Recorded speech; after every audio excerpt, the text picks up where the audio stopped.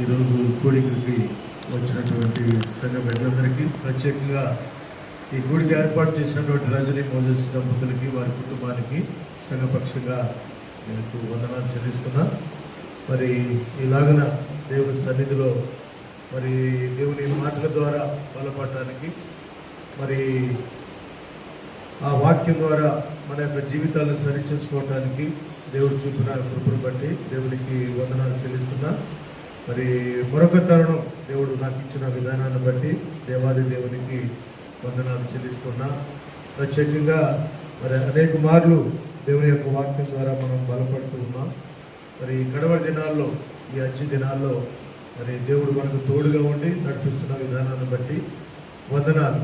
ప్రత్యేకంగా మరి గత వారం నుంచి కూడా మనం ప్రత్యేకమైనటువంటి ప్రార్థనా అంశం మీద మనం ప్రార్థన చేస్తున్నాం కదా. తులసి ఆనంద్ యొక్క భార్య తులసి మరి ప్రాంతంలోనే అపార్ట్మెంట్లో వాచ్మెన్గా పనిచేస్తారు. వాచ్మెన్ అంటే మీకు తెలుసు కదా ఎలాంటి పరిస్థితి ఉంటుందో. ప్రాంతంలో కూడా మరి శాంతి చక్కని ప్రార్థన చేసింది. ఆ కుటుంబాన్ని బట్టి కూడా వందనాలు చెల్లిస్తున్నా. నిజంగా ఎందుకు ఈ యొక్క ప్రార్థన మరొకసారి నేను జ్ఞాపకం చేసుకుంటున్నానంటే, పేదలని కనికరించు వారు ధన్యులు. అలాగిన ప్రభుత్వాలకు కూడా దేవుడు ఇచ్చిన మంచి మనసును బట్టి కూడా వందనాలు కదా. ఈరోజు మరి ఆ యొక్క పనిని నిర్వర్తించిన ప్రజాక్షేమం కొరకు, సంక్షేమం కొరకు, ప్రజలందరూ కూడా ఆరోగ్యవంతులుగా ఉండాలని దేవుడిచ్చిన తలంపు మేరకు ఆనాడు మరి ప్రీతమ నాయకుడు మరి సీఎం గారు రాజశేఖర రెడ్డి గారు ఏర్పాటు చేసినటువంటి ఆరోగ్యశ్రీ పథకం ఈరోజు తెలుగు రాష్ట్రాల్లోనే కాదు ప్రపంచ దేశాల్లో కూడా దీనిని అమలు పరుస్తున్నారు. ఈ రోజున లక్షల ఖరీదయ్యేటటువంటి ఓపెన్ హార్ట్ సర్జరీ ఫ్రీగా మరి కార్పొరేట్ హాస్పిటల్లో చేశారు అంటే నిజంగా ఎంత గొప్ప ధాన్యత. దేవుని బిడ్డలు మరి వారు స్వార్థంతో కాకుండా ప్రజల సంక్షేమం కొరకు చేసినటువంటి ఆ యొక్క కార్యక్రమం ఈరోజు మనం చూసినట్లయితే ఎంత మరి ధన్యులో కదా వారు. ఒక దశలో నిన్నటి దినాన అయితే ఆమె బ్రతకదేమో అనుకున్నారు. ఉదయకాల సమయంలో కూడా చాలా వాళ్ళ డాక్టర్స్ ఇస్తున్నటువంటి ఆ రిపోర్ట్స్ చూస్తే చాలా భయంకరమైనటువంటి ఆ విధంగా వాళ్ళు తెలియజేశారు. మరి జరుగుతో లేదో ఓపెన్ హార్ట్ సర్జరీ కూడా బాడీ సహకరించట్లేదు, నరాలు బాగా మరి సన్నగా అయిపోయి కుంచుకుపోయాయి. మరి మేమేమి చేయలేము. ఆపరేషన్ అయితే చెయ్యాలి, చేయకపోతే బ్రతకదు, చేస్తే కూడా చెప్పలేం బ్రతుకుద్దో లేదో. అంతా ఆ డాక్టర్ గారు అన్న ఒక మాట, దైవాధీనం అన్నాడు. దేవుని దయ అన్న. నిజంగా సంఘం అంతా కూడా ఎంతమంది ప్రార్థన చేశారో నాకు తెలియదు, కానీ ఆ విజ్ఞాపన ప్రార్థనలో పాల్గొన్న వారందరికీ కూడా నేను వందనాలు చెల్లిస్తున్నాను. నిజంగా ఓపెన్ హార్ట్ సర్జరీ దివ్యంగా ఘనంగా జరిగింది. మరి ఆ కుమార్తెను దేవుడు ఆ బిడ్డకి ఆయుష్ని దేవుడు ప్రసాదించాడు, మరి ఎక్స్టెండ్ చేశాడు ఆమె ఆయుష్ని. ఇందును బట్టి వందనాలు చెల్లించవలసిన వారమై ఉన్నాం. ఇరుకులో విశాలత కలిగించడం అంటే ఇదే. మరి ఆ బిడ్డల్ని దేవుడు ఎంతగానో కరుణించాడు. మరి ఖమ్మంలో ఉన్నప్పుడు, బాధతో ఉన్నప్పుడు ఆ డాక్టర్లు తెస్తే ఇక్కడ కష్టం అంటే బ్రతకదు, హైదరాబాద్ తీసుకెళ్ళమని చెప్పినప్పుడు హైదరాబాద్ వారి కుమారుడు తీసుకుని వచ్చాడు. ప్రభుత్వం వారు ఇచ్చినటువంటి ఆ యొక్క స్థలం, ఆ స్థలంలో ఇల్లు కట్టుకోవడానికి శాంక్షన్ అయింది. ఆమె అక్కడ ఉండి ఇల్లు కడతా ఉంది, ఈయనేమో ఇక్కడ ఉన్నాడు, వాచ్మెన్ పనిచేస్తున్నాడు. మరి ఈ పరిస్థితి ఆ బిడ్డ గురించి నేను సాక్ష్యం చెప్పక తప్పదు. అలాంటి సాక్ష్యం ఆ కుమార్తె. అందరి గురించి కూడా మనం ప్రార్థన చేస్తాం, ప్రత్యేకమైనటువంటి స్థితి కాదు. కానీ ఒకరోజు ఆమె దేవుని మందిరంలోనే ఆరాధన అయిపోయిన సమయంలో ఆమె పడిపోయింది.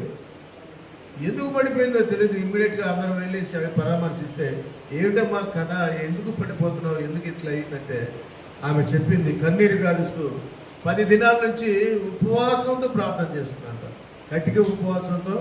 కుమారుడు బండి యాక్సిడెంట్ చేస్తే, ఓనర్ కారుని యాక్సిడెంట్ చేస్తే వాళ్ళందరూ ఇంటి మీదకి వచ్చి డబ్బు కట్టాలనంటే దిక్కుదోసగా ఆమె మరి కన్నీరు కారుస్తూ ఉపవాసం ఉందంట 10 రోజులు పై చిలుకు. మరి ఆ వయసులో మరి ఆమె గిల్లినెస్ రావడం, పడిపోవడం జరిగింది. ఎందుకు ఈ మాట చెప్తున్నానంటే, ప్రార్థన అనేది ఆమెకి ఒక ఆయుధం. కుటుంబం కొరకు దీనస్థితిలో ఉండి మరి ఆ ప్రార్థన కుమారుడిని తప్పించింది. ఆమె యొక్క ప్రార్థన ఈరోజు ఆమెని ఆరోగ్యవంతురాలుగా చేసింది. సంఘ ప్రార్థనలు కూడా ఆ బిడ్డని సజీవురాలుగా చేసిన. గట్టిగా చప్పట్లు కొడతాం, దేవుడిని మహిమపడతాం. దేవుడు ఎన్నడూ కూడా విడిచిపెట్టే దేవుడు కాదు.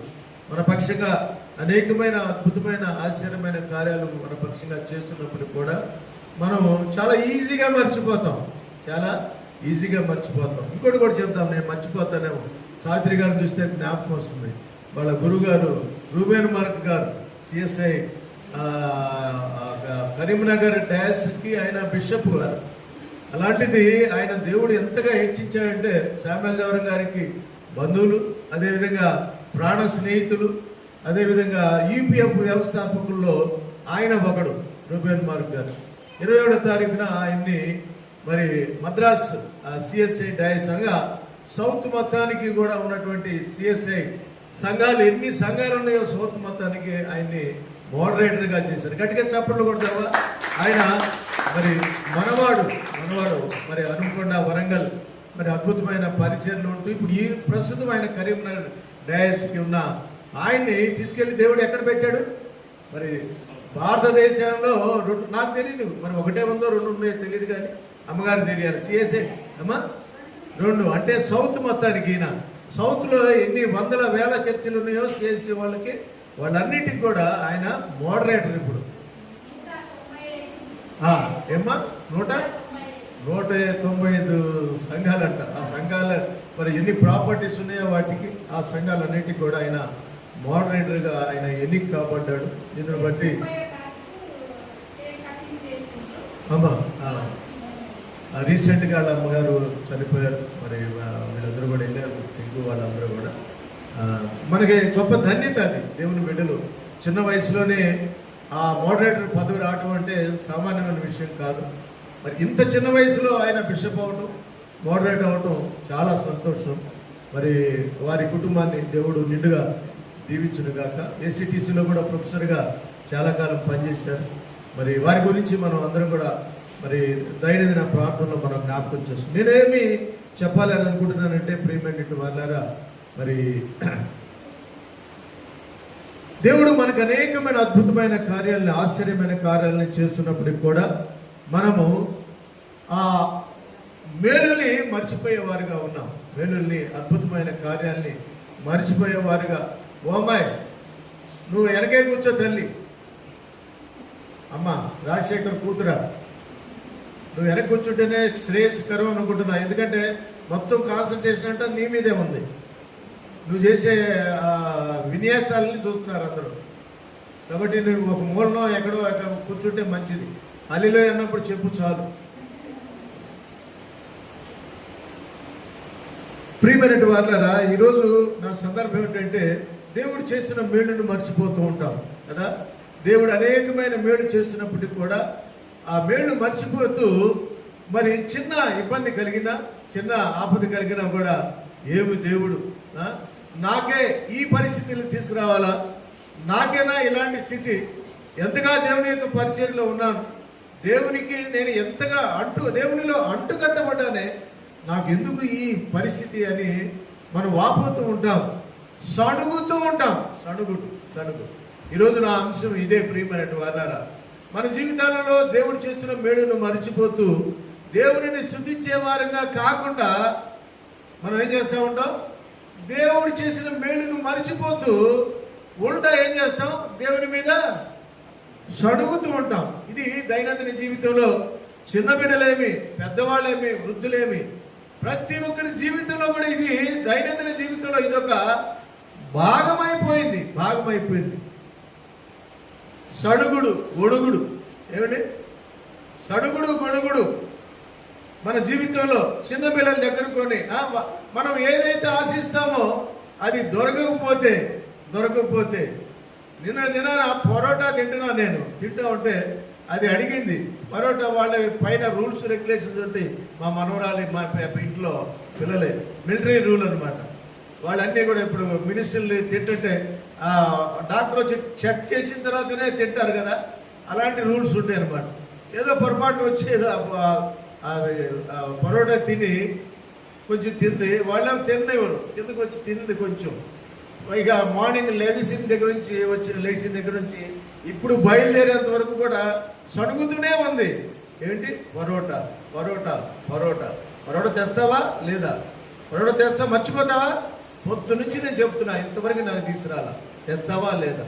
సణుగుడు సణుగుడు. చిన్న బిడ్డలకి, పెద్దవాళ్ళకి, వృద్ధులకి వారి జీవితాలలో, దైనందిన జీవితంలో ఏమైపోయింది? సణుగుడు అనేది ఒక అలవాటు అయిపోయింది, అభ్యాసం అయిపోయింది.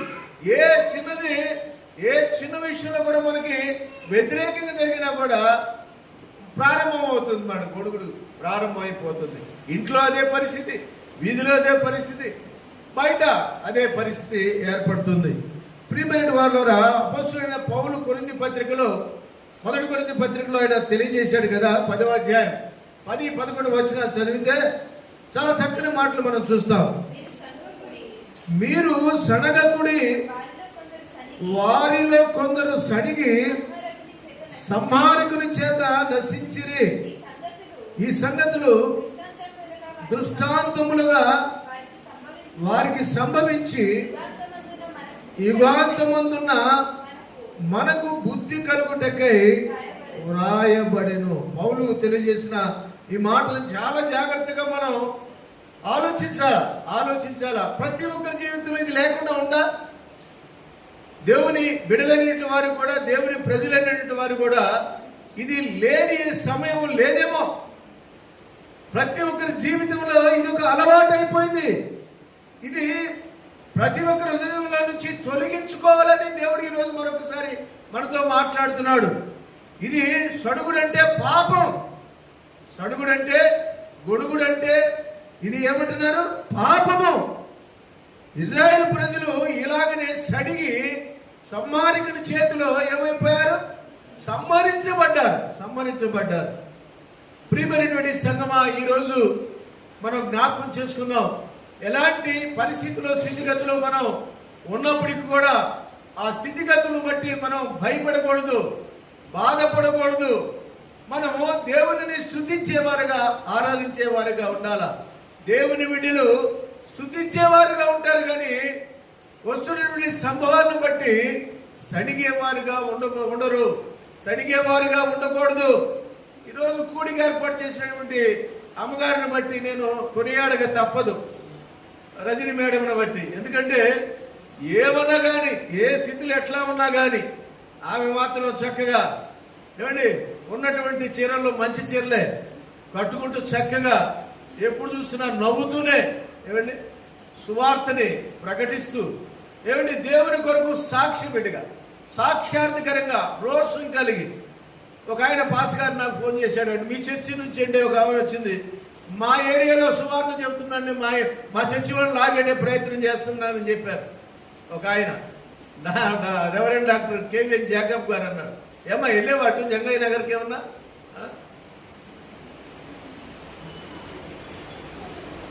ఈ పరిస్థితిలో మనం చూసినట్లయితే స్థితిగతులు ఎలా ఉన్నా, పరిస్థితులు ఎలా ఉన్నా కూడా పౌలు అంటాడు కదా, ఆనందించుడి, మరలా చెప్పుదును ఆనందించుడి.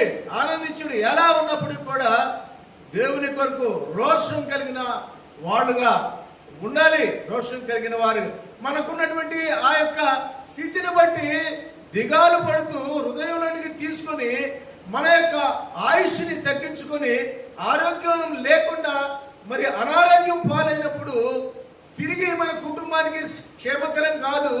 మరి అది దేవునికి కూడా మరి అవమానకరమైన స్థితిలోనికి మనం తీసుకువెళతాం.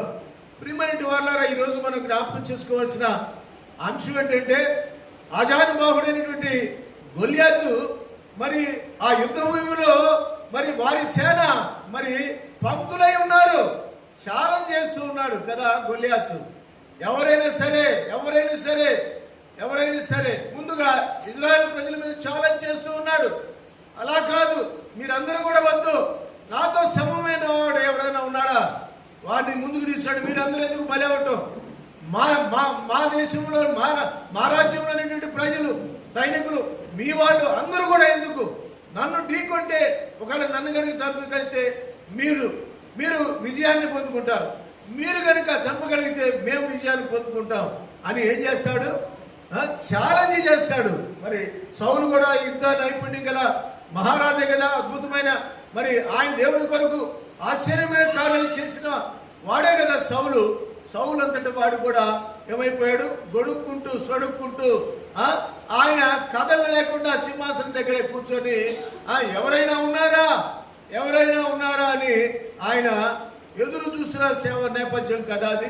ఎదురు చూస్తున్న నేపథ్యంలో మరి యెషయా కనిష్ఠ పుత్రుడైనటువంటి వాడు, ఎందుకు పనికిరానటువంటి వాడు అనుకున్నటువంటి వాడు, సమాజంలో లెక్కలేనటువంటి వాడు, వీడు ఎందుకు పనికిరాడురా అని వాడిని ఏం చేశారు? గొర్రెలు కాపడానికి, మందలు కాపడానికి వాడిని దుడ్డు కర్రిచ్చి పంపించిన నేపథ్యంలో దేవుడు ఎన్నిక లేని వాడిని ఏం చేస్తాడంట? ఎన్నిక చేస్తాడంట. మనుషులు ఏం చేస్తారంట? పై రూపాన్నే చూస్తారంట. కానీ దేవుడు హృదయాంతరంగాన్ని చూస్తాడు. ఈరోజు నా సందర్భం అది కాదు, కానీ మనం ఎందుకు సడుగుతున్నాం, ఎందుకు గొడుగుతున్నాం? మనకున్నటువంటి ఈ పరిస్థితులను బట్టి గొల్యాతు వంటి సమస్యలు ఉంటాయి. ఆజానుబాహులైనటువంటి అపవాదితో మనం పోరాడవలసిన పరిస్థితి ఏర్పడుతుంది. అయినా కూడా పౌలు చెప్పిన మాట ఏమండి మరలా చెప్పుదును. ఏంటి ఎన్నిసార్లు చెప్పాడు? 2 సార్లు చెప్పాడు. ఆనందించుడి, మరలా చెప్పుదును, ఆనందించుడి. కాబట్టి దేవుడు చెప్పిన మాట అవునండి మీరు అట్లని అంటారు, ఏమండి మాకు ఇక్కడ మా పరిస్థితి తాళలేని పరిస్థితి, మనుషులమే కదా, మేము కూడా మనుషులమే కదా, ఏమండి ఏలియా కూడా మన వంటి శుభం కలవాడే కదా, ఆయన కూడా పరిగెత్తుకుంటూ వెళ్ళాడు. మరి మనం ఎంతటి వారమని మనల్ని మనం సరిదిద్దుకుంటూ మనం ఆ యొక్క బాధను బట్టి సంభావన బట్టి కృషించి మరి నశించిపోయే స్థితి వరకు మనం వెళుతూ ఉంటాం. పైగా దేవునిని నిందించేవారుగా ఉంటాం. ఇజ్రాయేల్ ప్రజలు కూడా మరి మనం జ్ఞాపకం చేసుకోవాల్సిన అంశం ఏంటంటే, చిన్న మాట, అది మన ఈరోజు సందర్భం కాకపోయినప్పటికీ కూడా గొల్యాతుని మరి శిరఛేదన చేయడానికి దేవుడు ఎవరిని వాడుకున్నాడు? చిన్న గులకరాయిని వాడుకున్నాడు. గులకరాయి వంటి దావీదుని వాడుకున్నాడు. గులకరాయి వంటి దావీదుని ఏమంటే ఎంతో మరి సామాగ్రిని తీసుకొచ్చి ముందు పెట్టారు. అవన్నీ కూడా ఇసిరేసాడు. ఏమంటే తన వాడికి చొప్పున, తన వలాడు చొప్పున ఏటి ఒడ్డుకు పోయాడు. ఏం తీసుకున్నాడు? రాళ్ళు తీసుకున్నాడు. గులకరాయలు, చిన్న గులకరాయలు అది ఏరుకున్నాడు. ఆయన జేబులో ఉన్నటువంటి మన ఊళ్ళలో వేస్తారు క్యాట్ బాల్ అది తీసుకున్నాడు, తీసుకొచ్చాడు. వాడు ఎగురుతున్నాడు, ఎన్ని మాటలు మాట్లాడుతున్నాడు. అరే నేనేం కుక్కని అనుకున్నావా, నా మీదకి వస్తున్నావు, నువ్వు ఎంత, నీ విషయాలు ఎంత అని అరుస్తూ ఉంటాడు. అక్కడ లాగించి ఒకటేసేటప్పటికల్లా దిమ్మ తిరిగి పడిపోయాడు. దేవునికి స్తోత్రం కలుగునుగాక. మన జీవితాలలో, మన కుటుంబ జీవితాలలో కూడా అనేకమైన గొల్యాతు వంటి సమస్యలు వస్తాయి. అయినంత మాత్రం మనం దేవుని మందిరం మానకూడదు, దేవుని యొక్క సేవ విడిచిపెట్టకూడదు. దేవుడు గొప్ప దేవుడు.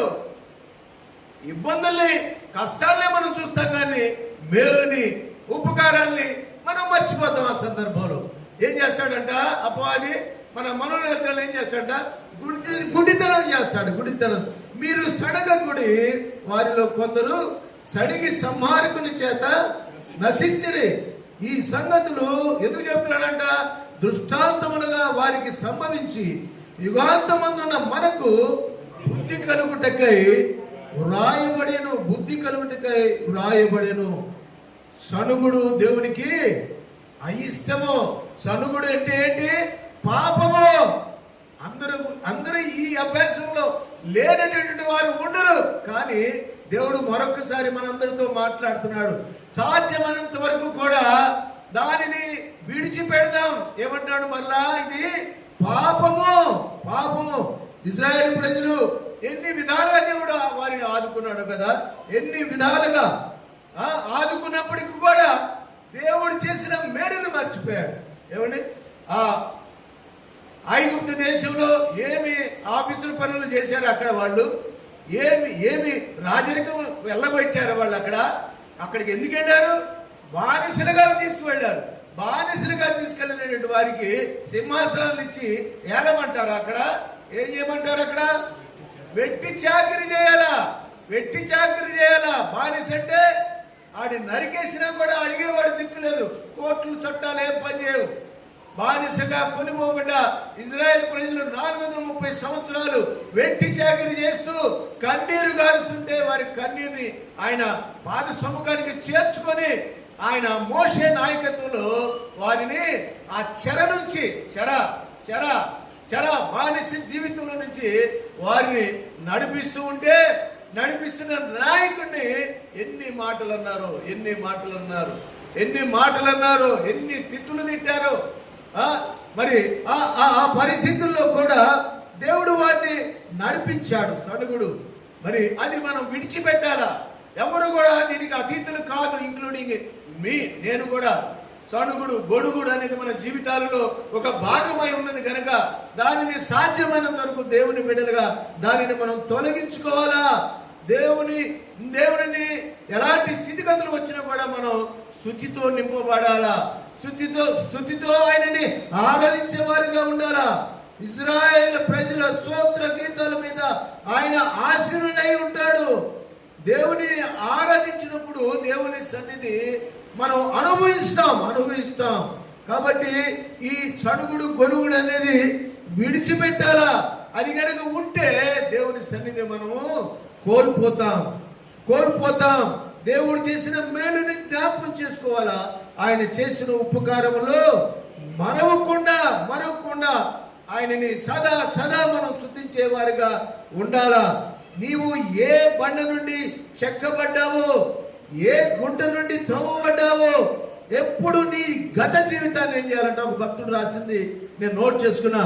ఎప్పుడు కూడా గత జీవితాన్ని బట్టి ఏం చేయాలంట? జ్ఞాపకానికి తెచ్చుకుంటూ దేవుణ్ణి స్తుతించాలంట. నిన్ను ఏ స్థానం నుంచి దేవుడు లేవనెత్తి ఈ స్థానానికి తెచ్చాడో జ్ఞాపకం తెచ్చుకోవాలా. ఆయన కృపను బట్టి ఏం చేయాలంట? కొనియాడాలిగా. అలాగున ఎవరు కొనియాడాడు? దావీదు కొనియాడాడు. ఆయనని ఎక్కలేనంత కొండపైకి ఆయన్ని కనిష్ఠుడే, అల్పుడే, సమాజంలో లెక్కలేనటువంటి వాడే, పేదవాడే, వాచ్మెనే అయినప్పటికీ కూడా ఇందాక తులసి ఆనంద్ గురించి మనం జ్ఞాపకం చేసుకున్నాం.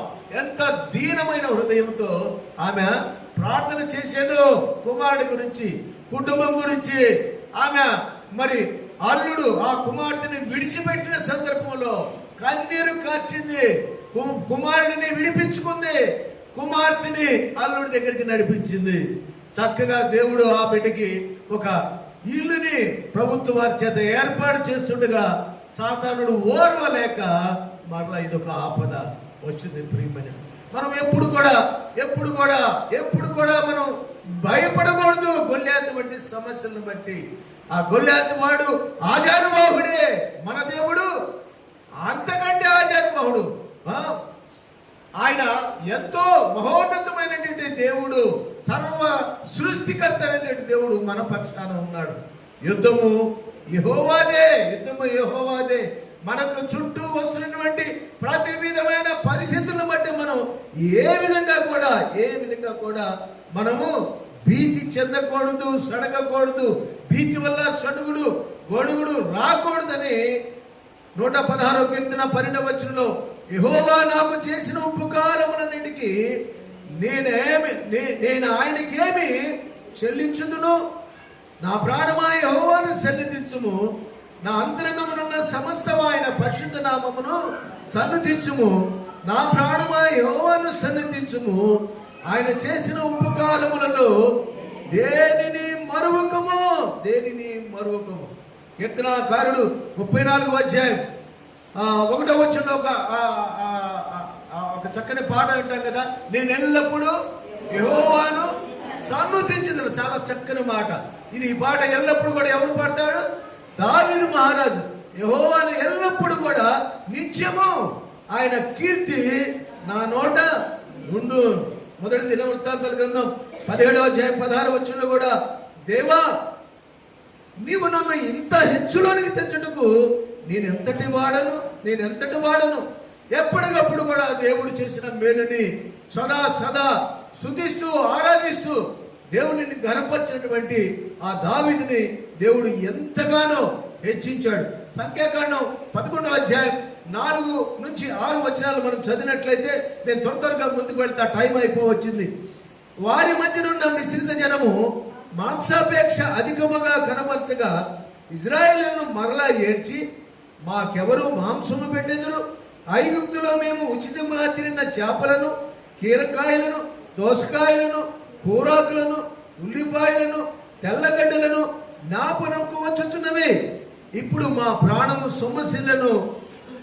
ఈ మన్నా కాక మా కనుల ఎదుట మరేమీ లేదని చెప్పుకొని, రోజు చికెన్ బిర్యానీ తింటే ఏమవుతుందండి?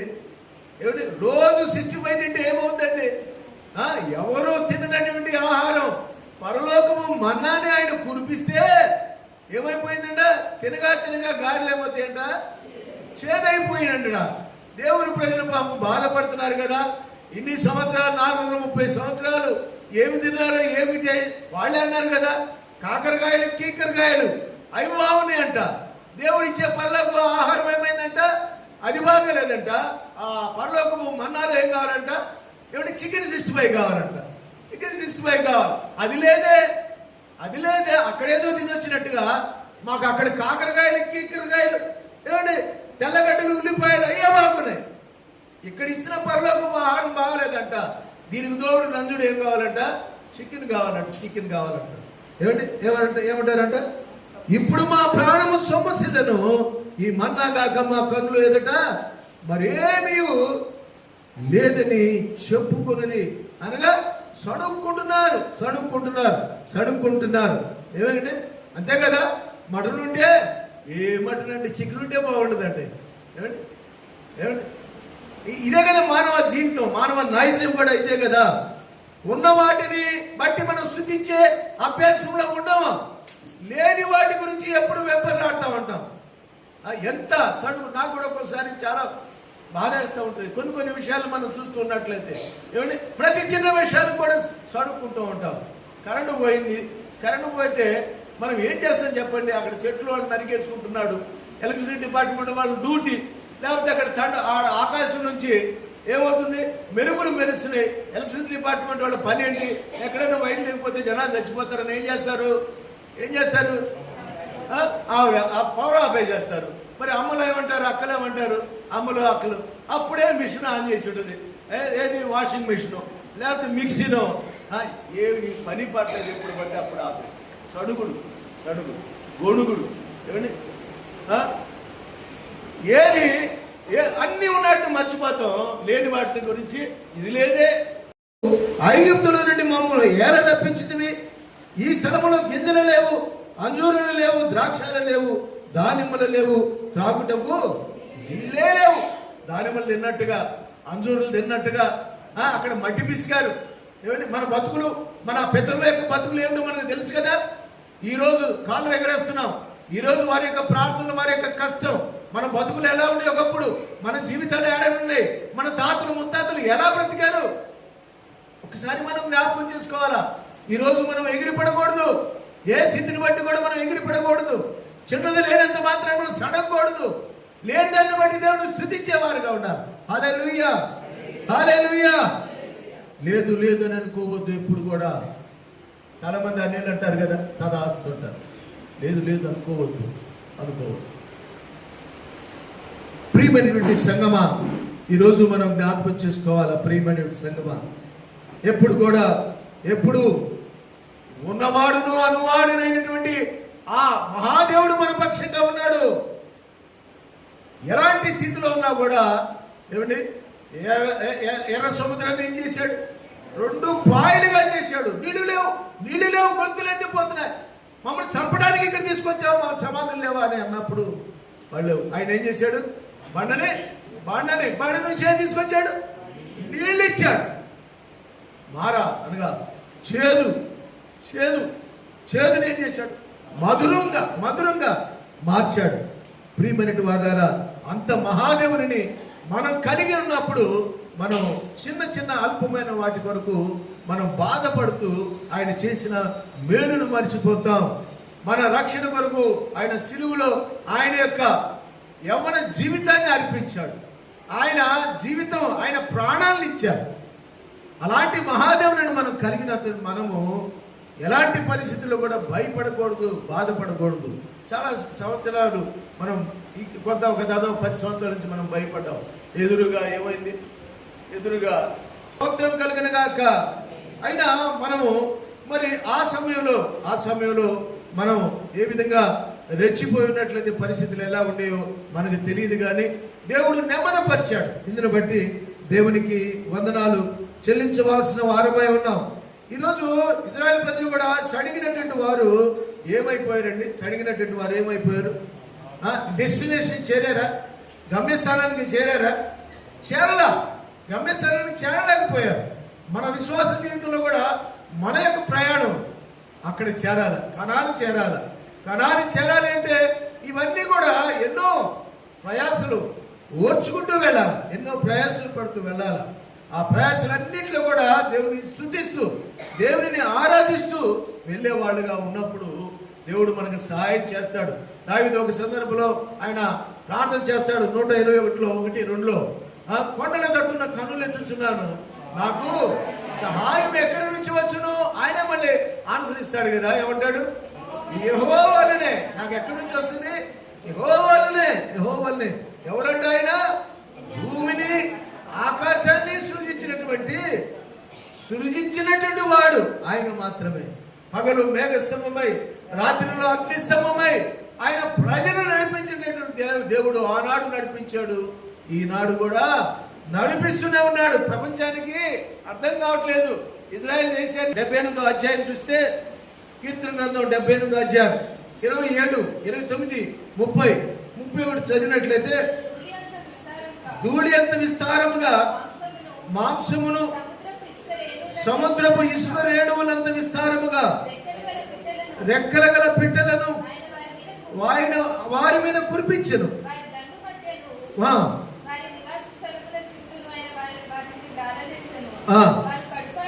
వారి కడుపారా తిని, ఇది అండర్లైన్ చేసుకోండి. తనిసిరి అంటే అర్థమైందో తెలుసా? ఇక తిన్నది అరగక కొట్టుకులాడారంట. అట్లా తిన్నారు. మనకు బాగా టేస్ట్ ఉందనుకో, ఎట్లా తింటామో కదా ఒక్కొక్కసారి రాక్షసులు తిన్నట్టు తింటాం. ఏమండి, నేను చెప్పాను కదా ఒకసారి, ఇంపోర్టెడ్ ఎక్స్పోర్ట్ చేసేది టైగర్ ప్రాన్స్ నేను తిన్నా, కామ్యానికి వెళ్ళిపోయా. 3 పూట్లు తిన్నా, బాగున్నాయి కదా అని. ఇంత రొయ్యలు 3 పూట్ల, ఒకసారి కాదు, 2 సార్లు కాదు, 3 పూట్ల 12 గంటలకల్లా ఎగదండింది గుండెలోకి, దగ్గదండి. అట్లా ఇజ్రాయెల్ ప్రజలు ఏం చేసే తయారుగా వస్తుంది కదా అని అన్నీ మాంసం, పూరేడు పట్లు, మన్నా ఆహారం అన్నీ కూడా తిని ఏమయ్యారంట? తనిసిరి. వారు ఆశించిన దానిని ఆయన అనుగ్రహించెను. వారి ఆశ తీరక మునిపే ఆహారం ఇంకా వారి నోళ్ళలో ఉండగానే దేవుని కోపం వారి మీదకి ఎందుకు దిగింది చెప్పండి? దేవుని కోపం ఎందుకు దిగింది? అన్ని మేలు చేసినా కూడా దేవుడు చేసిన మేలు మర్చిపోయి దేవుని మీద ఏం చేశారు? సణిగారు. హల్లెలూయా! సణిగారు. నా ప్రియమైనటువంటి సంగమా, ఈరోజు మనం జ్ఞాపకం చేసుకుందాం. ఎలాంటి పరిస్థితుల్లో కూడా మనకు సంభవిస్తున్న పరిస్థితులను బట్టి మనం దేవుని మీద ఆయాసపడవద్దు. దేవుని చేసిన మేలును మరొకసారి జ్ఞాపకం చేసుకుంటూ ఆ బాధలో దేవునిని స్తుతించేవారుగా ఉందాం, దేవునిని ఘనపరిచేవారుగా ఉందాం. రోషం కలిగిన వారుగా, దావీదు వలె రోషం కలిగిన వారుగా మనం బ్రతుకుదాం. ప్రియమైనటువంటి వారులారా, స్తుతియాగం అనిపించువాడు నన్ను మహింపరుస్తున్నాడు, నేను వానికి దేవుని లక్షణ కనబడుతున్నట్లు వాడు మార్గము సిద్ధపరచుకొనను. కీర్తన గ్రంథం 50వ అధ్యాయం 23వ వచనంలో చాలా చక్కని మాటలు మనం చూస్తాం. ప్రియమైనటువంటి వారులారా, ఈరోజు మనం జ్ఞాపకం చేసుకుంది ఒకటి నేను చెప్పి ముగిస్తా. రాష్ట్రపతి వస్తున్నాడు అనుకోండి, ముఖ్యమంత్రి గారు వస్తున్నారంటే ఎంత క్లీన్గా, రోడ్లన్నీ ఎంత నీట్గా, అంటే అప్పటికప్పుడే తార్ రోడ్లు, అప్పటికప్పుడే సిమెంట్ రోడ్లు, అప్పటికప్పుడే ఆర్టిఫిషియల్ ఫ్లవర్స్, ఏమంటే రెడ్ కార్పెట్ చేస్తారు. ఎవరు వస్తున్నారని? ఒక ప్రైమ్ మినిస్టర్ వస్తున్నారని, ఒక సీఎం వస్తున్నారని. ఆ మహాదేవుడు నీ జీవితంలోనికి, నా జీవితంలోనికి, మన హృదయాలకు రావాలి అంటే ఎలా ఉండాలా? అంత శుభ్రం చేయాలి. మస్తుని, ఏమండి, మలినాన్ని, ఈ సడుగుల్ని, ఈ గొడుగుల్ని, వీటన్నిటిని కూడా దూరం చేసుకొని దేవునికి ఇష్టలుగా జీవిద్దాం. అప్పుడు అప్పుడు దేవుని యొక్క ప్రసన్నత మన మీద, మన కుటుంబాల మీద, మన సంఘాల మీద దేవుడు విస్తరింపజేయునుగాక. ఆమేన్. మహోన్నత